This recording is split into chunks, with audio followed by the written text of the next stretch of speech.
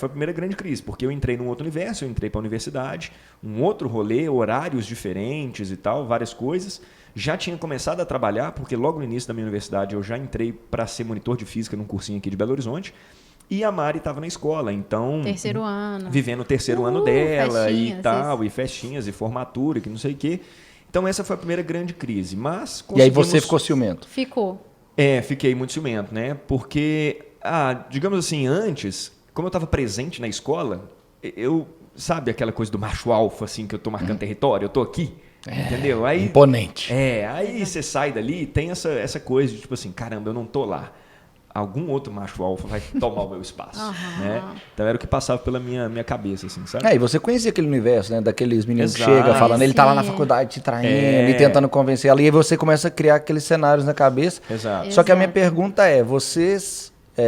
e aí pro homem costuma ser mais difícil. Você conseguia expressar isso? Ou, tipo, do que você tava com ciúme, que você tava preocupado? Ou virava aquelas coisas que fica emburrado do nada, que briga por pouca coisa? Era mais essa vibe nessa época, né? Era essa vibe aí. Até a gente entender que esse rolê, na verdade, a gente ficava sempre muito preocupado com o outro. Mas a chavinha virou e era assim, quebra-pau, discussão mesmo. Não tinha aquela maturidade ou aquela conversa, né, de resolver isso de uma forma assim. Era briga de adolescente mesmo, emburrado. E falava, não, você tá errado, você não tem que fazer isso. Mas pelo que o outro fazia, o outro, quando eu digo algum outro cara, por exemplo, né? Do que pela Mari, provavelmente dito. Então, assim, eu custei a entender que assim, eu não vou ter controle sobre a ação do outro, né? Se o outro quiser olhar a Mari, se o outro... Ele vai fazer isso e a Mari não tem nada com isso, né? Assim, isso não é uma culpa dela. Mas aí eu parti para uma situação onde, tipo assim, cara, isso é alguma coisa porque você está fazendo algo, entendeu? E o contrário também acontecia, né? Nessa época, a gente... Foi uma outra grande crise, né? Que veio na sequência, que foi eu começar a trabalhar. Aí tem as alunas. Aí tem as alunas, né? As 500 mil alunas, né? Pois é. Bilhetes, Cursinho, né, e tal.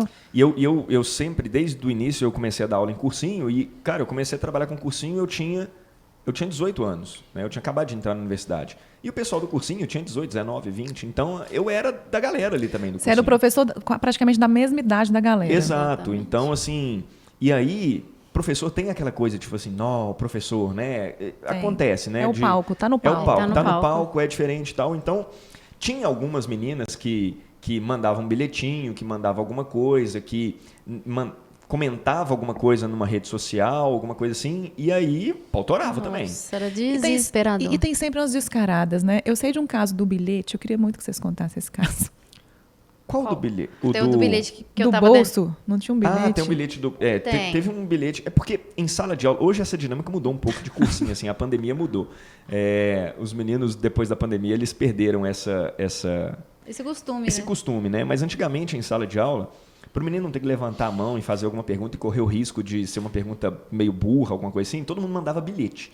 Então, bilhetes chegavam para os professores a aula inteira. E muitos desses bilhetes, na verdade, não eram nem de dúvida, eram um bilhete para fazer alguma graça, para zoar, ou uma cantada, alguma coisa assim.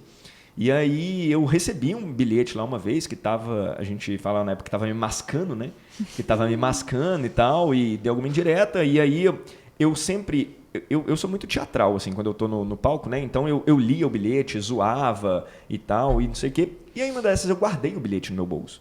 E aí, fui pra casa e encontrei a Mari depois. E a detetive perguntou. Mas tinha telefone, alguma coisa? Não tinha nada. Era, mas tipo, era anônimo. Tipo uma cantada, isso, anônima, uma cantada. assim, E aí a Mari me perguntava assim, Thales, mas e aí, aconteceu alguma coisa na sua aula hoje e tal?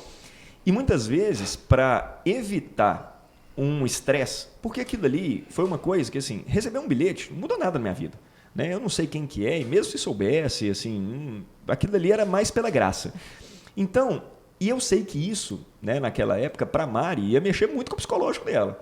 Tipo assim, ela ia criar um cenário na cabeça dela que, tipo assim, é o Thales com as alunas e depois da aula, que não sei o que e tal. A imaginação fértil. Então, na minha cabeça, não valia a pena correr esse risco de gerar esse cenário na cabeça dela. Isso, resumindo, aí esse jeito político dele aí, que ele tem rolando pra falar, o que ele fazia? Segundo ele omitia, mas na verdade ele mentia. Porque eu perguntava assim, e aí, Thales, tem um bilhetinho, alguma coisa na aula de hoje? Ele falava assim, não, que bilhetinho? Não é bilhetinho nenhum, não. Pelo amor de Deus, você inventa as coisas. E mal sabia ele que a mentira é 10 vezes pior do que o bilhete. E aí, meu filho, foi um efeito cascata. Era tipo isso, né? Aí depois bilhete. ele tentava justificar. Falava assim, é porque não faz diferença nenhuma na minha vida. Aí, no caso desse bilhete específico, eu perguntei. Ele falou, não teve bilhete nenhum. Aí beleza. Aí ela achou um bilhete lá na minha calça que eu tinha dado aula, peguei o bilhete, li, fiz a graça e tal, e coloquei na calça e esqueci. E aí ela achou, nossa, aí o pau torou.